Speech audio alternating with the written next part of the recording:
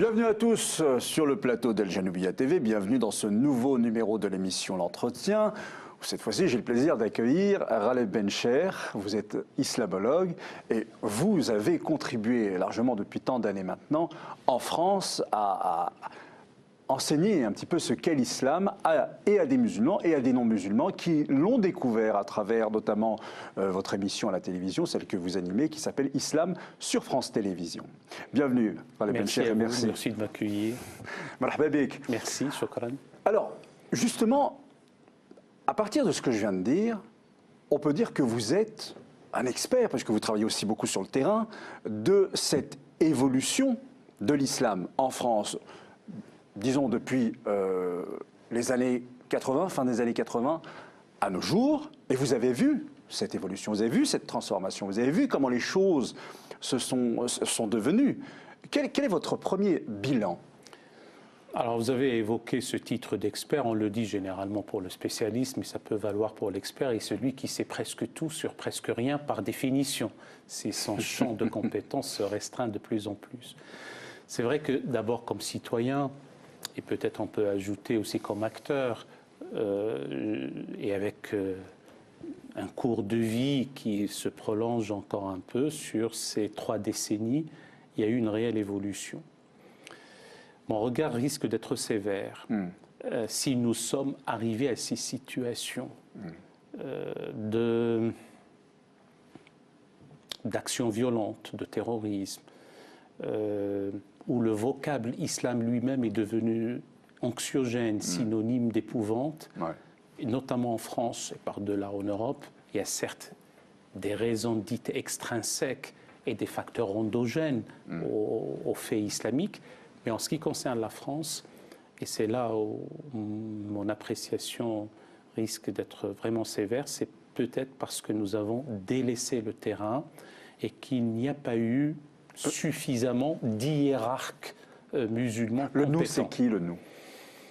Nous autres, d'abord citoyens musulmans, parce que s'il devait y avoir une parabole évangélique à laquelle je tiens par-dessus tout, c'est la parabole de la poutre et de la paille. Ouais. Il faut voir d'abord ce qui ne va pas chez soi, avant d'incriminer autrui et de considérer qu'il est le responsable du chaos ou du désordre. Il peut l'être, mais il faut voir d'abord en soi, sans autoflagellation aucune, sans haine de soi, sans critique gratuite. Il faut avoir ce regard lucide.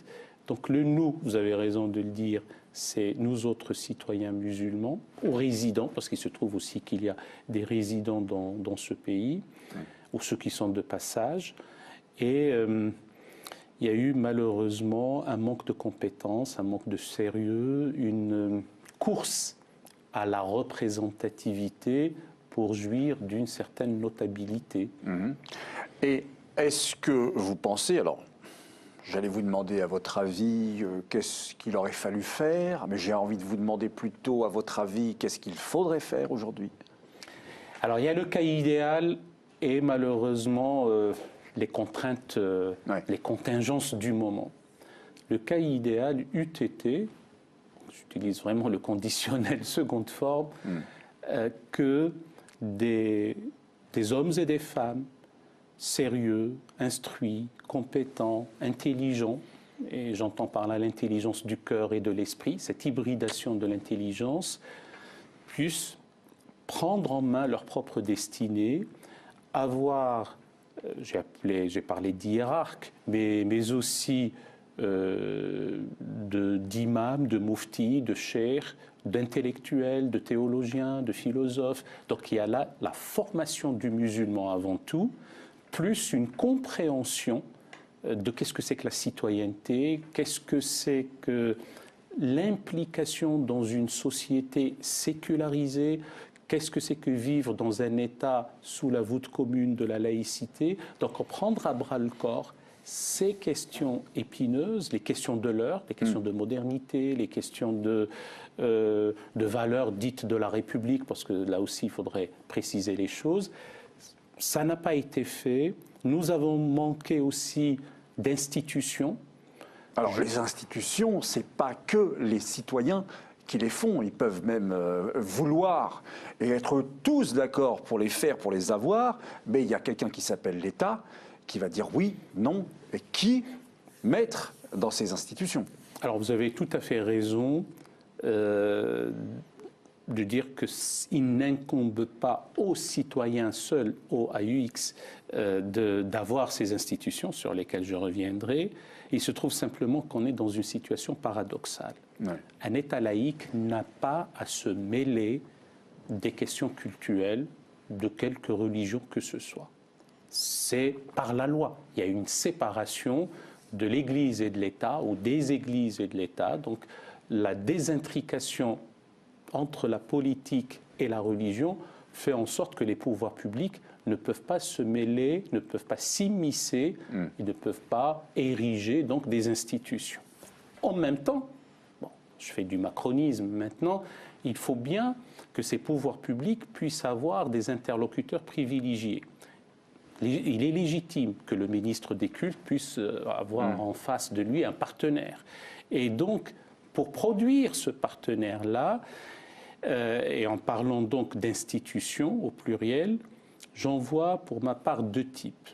Une, genre mosquée de Paris ou les grandes mosquées de France. Ce n'est pas la peine d'aller aux grandes mosquées cathédrales, mais en tout cas des grandes mosquées qui existent déjà. Et pourquoi pas, du point de vue historique, la grande mosquée de Paris. Et aussi des instituts genre faculté de théologie, institut d'islamologie appliquée. Nous avons besoin de l'islamologie savante en France et un peu partout de par le monde. C'est parce que c'est d'intelligence que nous avons besoin. Et donc ça, pour l'instant, l'encéphalogramme est plat.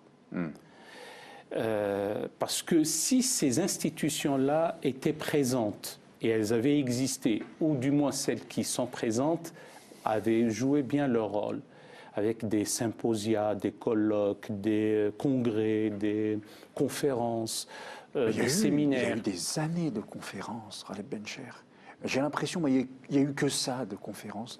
Il y a un trop-plein de conférences, que les gens en ont consommé et consommé de la conférence. Alors, s'il s'agit de conférences où l'on fait on insiste d'une manière maladive, obsessionnelle sur la norme religieuse, l'aliénation ou la captation des consciences, cette religiosité, pardonnez-moi le terme, un peu crétinisante.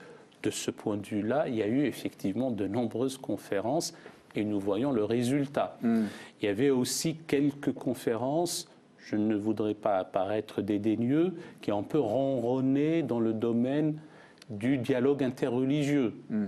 Ça n'a pas été assez. Nous avons besoin d'être éduqués à l'altérité confessionnelle, bien entendu. En revanche, des conférences sérieuses, des colloques où l'on dirime les thèses fondamentalistes, où l'on pourfend les doctrines de l'islamisme politique, où l'on s'attaque aux causes et à l'idéologie du radicalisme religieux, comme on dit. Eh bien ça, à ma connaissance, je n'en ai pas vu. En tout cas, je n'en ai pas vu suffisamment. Alors, si vous parlez des grands shows, des grands rassemblements, il y en a eu, il y en a.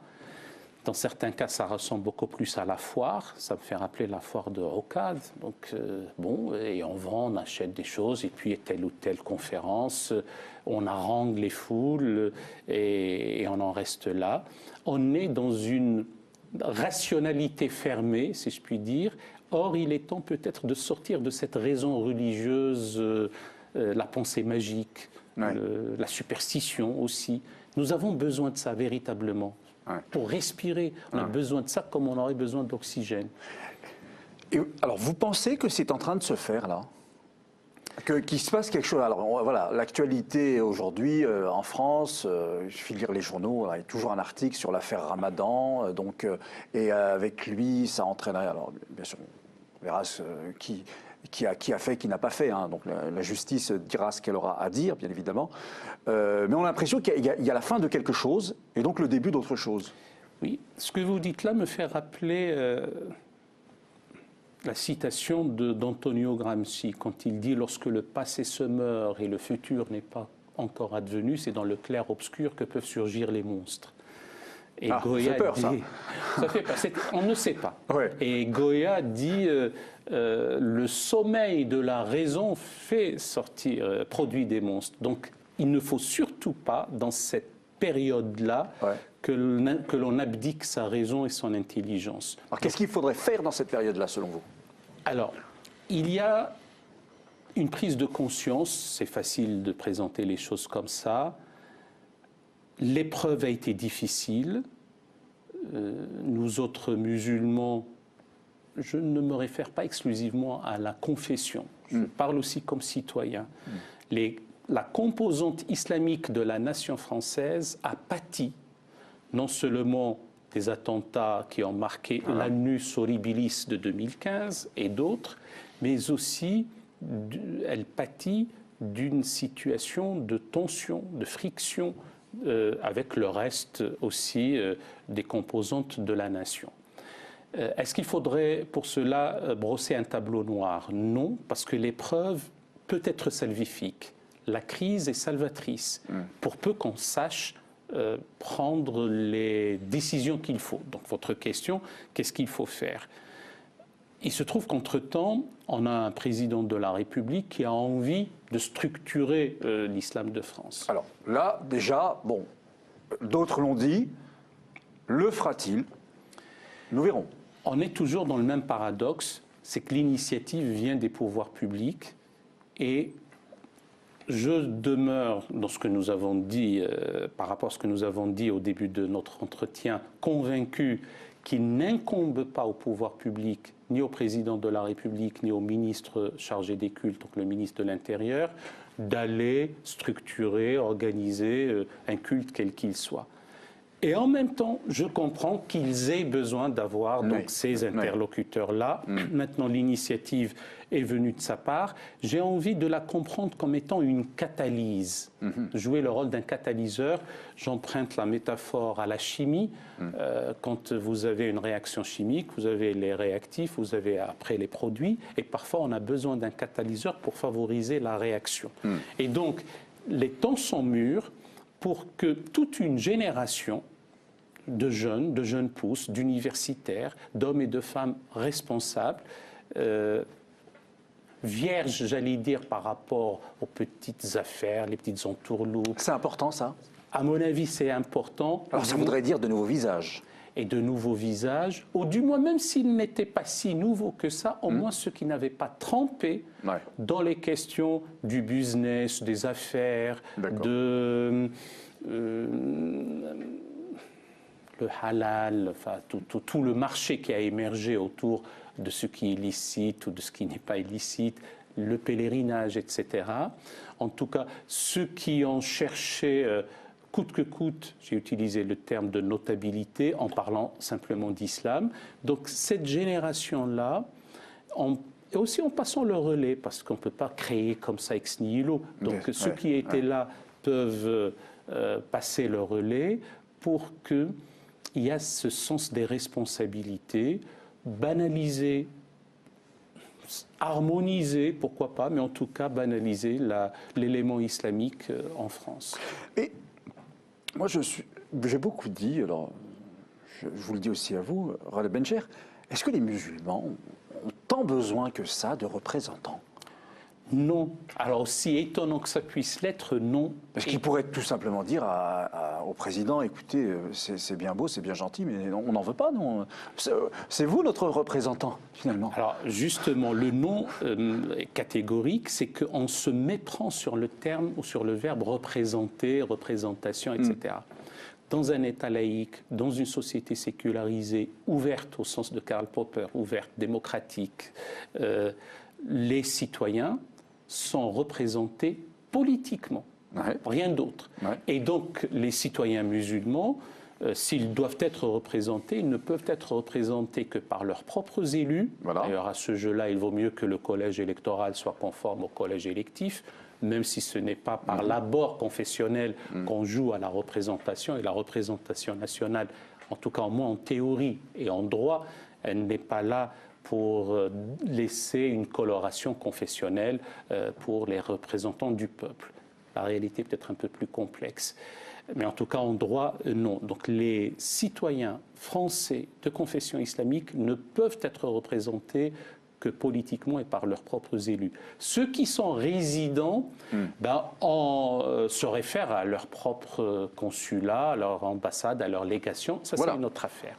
Maintenant, qu'il faille avoir une instance organisatrice du culte, un organisme, une association, un conseil, etc., quelque part, oui, la difficulté, c'est que l'obédience sunnite n'arrive pas facilement à... Mais peut-elle seulement y arriver quand ces obédiences sunnites, finalement, justement, je dis c'est parce que, alors ça vient de Turquie, ça vient du Maroc, d'Algérie, ça vient des Comores, ça vient du Sénégal, ça vient... Il y a tant de pays d'origine, et tous ces pays, selon qu'ils soient forts ou moins, un petit peu moins forts, veulent, comme naturellement, peser un tant soit peu sur ce qu'ils considèrent leurs ressortissants. Oui, la complexité de l'affaire réside dans cette situation. Là aussi, l'abord devient avec le « en même temps ». Ça nous facilite par moments les choses et parfois ça les complique davantage. On ne peut pas continuer à dire il faut arrêter l'islam consulaire, ces États d'origine se mêlent d'un culte d'une catégorie des citoyens, c'est même une atteinte à la souveraineté de l'État français, etc. Mais il y a aussi, en tout cas pour une certaine génération, peut-être pas celle-là, la plus récente, et ce qui est curieux, c'est qu'il n'y a qu'une catégorie des citoyens dont on n'arrête pas l'énumération des générations, ce qui est curieux. On ne le fait pas pour d'autres, mais bon, en tout cas pour celle-là, il y a aussi un attachement affectif, il y a encore des liens, et quelque part, qu'il y ait ce lien-là, d'un point de vue affectif, c'est compréhensible, mais c'est l'immixtion directe par le financement qui poserait problème. Donc il vaut mieux rendre transparent et acceptable le financement qui vient parfois d'officines occultes, parfois d'un mécénat privé, et aussi cesser le deux poids deux mesures. Moi, je ne comprends pas pourquoi l'Église orthodoxe a été financée par la Russie au vu au su de tous, et on ne dit rien. Il y a une bonne partie de la cathédrale d'Évry qui a été financée aussi par des souscriptions nationales et internationales, et on n'a pas dit grand-chose. Que le Maroc ait financé la mosquée de Saint-Étienne et celle d'Évry, bon, ça c'est fait.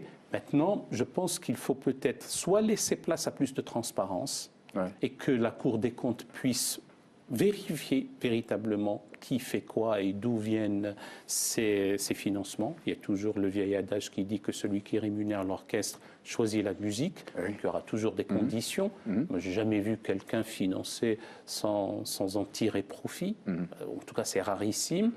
D'un côté. De l'autre, c'est cette tutelle ou l'ombre tutélaire des pays dits d'origine qu'il faut qu'elle s'amenuise dans le temps, même si le lien reste symbolique. Alors pourquoi est-ce que je dis ça? Parce que les citoyens français de confession islamique, la phrase est alambiquée, mais elle a l'intérêt d'être rigoureuse, ont, comme leurs compatriotes catholiques ou même juifs, une sorte, je ne dis pas une double appartenance, mais une double allégeance. La première, elle est sociale et politique, et la seconde, elle est morale et spirituelle ou affective. Celle qui est sociale et politique, c'est l'appartenance à la nation, avec les devoirs du citoyen, les droits du citoyen qui en découlent, le droit et le devoir liés à la citoyenneté, c'est comme l'avers et le revers d'une même effigie. Nous avions un ancien Premier ministre qui a parlé même d'un même talisman. D'accord. En revanche, l'appartenance morale, spirituelle et affective, eh bien, tout comme les compatriotes catholiques eh bien, sont attachés au Vatican et à la direction du souverain pontife. Ce qui est tout à fait compréhensible dans la mesure où, voilà, il y a quelque chose que nous connaissons tous, c'est ce moment où nous allons enterrer quelqu'un qui nous est cher. Et là, à ce moment-là, le politique et le social s'arrêtent. Il ne dit plus rien de ce qui se passe et qu'on est en train de vivre. Et c'est là que la spiritualité donne du sens, du moins, à ce qu'on est en train de vivre et qui est douloureux pour quelqu'un, quel qu'il soit, de quelque confession qu'il soit. Donc, pourquoi trouver si étrange qu'on ait besoin des deux? Eh bien, justement, c'est pour ça qu'il faut savoir, à l'instar de ce qui se passe avec les autres composantes de la nation française, banaliser, harmoniser, je tiens à dire les deux mots, plus peut-être même davantage banaliser, parce que ça ne devient plus une singularité qui fait peur, qui fait couler beaucoup d'encre, etc. Ça fait partie du paysage culturel, et pourquoi pas culturel français, et surtout mettre en avant, j'insiste, sur cette notion de citoyenneté avec l'égalité des droits et le fait de s'acquitter de ses devoirs comme n'importe quel citoyen. Donc ça ne doit pas être étrange, et vous avez tout à fait raison de souligner le fait qu'il ne faut pas qu'il y ait une quelconque bizarrerie à cela. Bon, à charge pour les imams d'enseigner, d'expliquer, de produire un discours qui prenne en charge, si je puis dire, la carence affective, la prise en charge spirituelle de toute une jeunesse et d'autres. Ils doivent devenir des thérapeutes de l'âme. Pour cela, il faut aussi qu'ils soient bien formés et qu'ils marient deux exigences. Par qui bien formés? Alors, vous avez raison là aussi de poser la question maintenant, parce qu'il faut bien qu'il y ait tout processus a besoin d'une phase d'initialisation. Et pour le cas des imams, puisqu'on ne l'a pas fait jusqu'à présent, à titre personnel, je ne sais pas si je pourrais être suivi ou pas, profitons des départements concordataires. Je ne suis pas sûr, et je ne suis pas pour non plus pour que le concordat perdure. Mais il existe. Et dès lors qu'il existe, il vaut mieux qu'il profite aussi à la composante islamique. On ne peut pas nous dire, bon, c'est vrai que le Conseil constitutionnel s'est prononcé à 2 reprises sur ce point, mais la loi peut être aussi fabriquée, faite par le Parlement réuni. Et donc, on ne peut pas nous dire que la laïcité est une exception en France, que le concordat est une exception dans l'exception et que l'islam est une exception dans l'exception dans l'exception. Ce n'est pas sérieux. Avoir sur les deniers publics uniquement dans les 3 départements concordataires, donc les 2 départements d'Alsace et de Moselle, la possibilité d'instaurer un séminaire ou une faculté de théologie, former des imams sérieux, compétents, intelligents, des liturges, comme on dit, des ministres du culte, qui sachent donc allier à la fois l'héritage français, le patrimoine culturel de la France, même la geste de Roland qui n'est pas tendre vis-à-vis du prophète de l'islam, ça fait partie de ce patrimoine, il faut qu'ils le sachent. On ne leur demande pas d'être des savantissimes, mais il n'y a aucune raison pour que l'un d'eux ne puisse pas siéger sous la coupole à l'Académie. Ce n'est pas réservé qu'à Monseigneur Lustiger ou à Monseigneur d'Agens ou au grand rabbin de France ou tel pasteur. Donc ça peut être, et ça doit être le cas aussi pour des imams, un ou des imams. Et en même temps, donc savoir, dans une hybridation, dans un mariage, être au fait des différentes écoles de théologie islamique, de ces mouvements de réforme, de ces fameuses SHS, les sciences de l'homme et de la société, cette patrie de discipline dont nous avons besoin, pour que l'on ait des imams, encore une fois, compétents et sérieux, et qu'on arrête, je ne généralise pas, parce que l'article lait est toujours problématique, je dis plutôt des que de lait, eh bien ces imams-là, ignares pour certains, incultes pour d'autres, autoproclamés dans certains cas, et qui continuent à corroborer l'idée de médiocrité qui colle à bon nombre de citoyens musulmans. Alors, n'y aura-t-il pas, en admettant que ce que vous venez de nous décrire, et qui paraît évidemment raisonnable et qui devrait se faire, et ça, je pense que toutes les personnes intelligentes pensent cela, n'y aurait-il pas tout de même une levée de bouclier d'une certaine pensée, hein, la laïcité, en fait, n'a-t-elle pas été prise en otage par ces extrêmes? Parce qu'il y a aussi des extrémistes de la laïcité, hein, qui trahissent l'esprit même de la laïcité. Et cela ne joue-t-il pas justement contre le raisonnable, contre le... Alors il y a deux aspects dans votre question aussi pertinente. Le premier volet, c'est que les hommes ne reviennent au bon sens que lorsqu'ils ont tout essayé, selon le vieil adage. Est-ce qu'ils ont essayé autre chose? Je n'en sais rien. Mais à mon avis, ils finiront par revenir au bon sens si on fait crédit à l'intelligence humaine, à l'entendement et au sérieux. Le second point, oui, c'est vrai que nous avons ce qu'on appelle communément la fachosphère, et puis certains individus, des laïcards, des laïcistes, voilà. Laïcistes, du laïcisme avec le suffixe isme qui étouffe toujours la racine. On le connaît avec l'écologisme et l'écologie, le marxisme et Marx, l'islamisme et l'islam, et maintenant le laïcisme et la laïcité. Et donc ces laïcistes, laïcards, des gens belliqueux, ce sont des gens anticléricaux d'une manière générale, et particulièrement sont contre tout ce qui est islamique.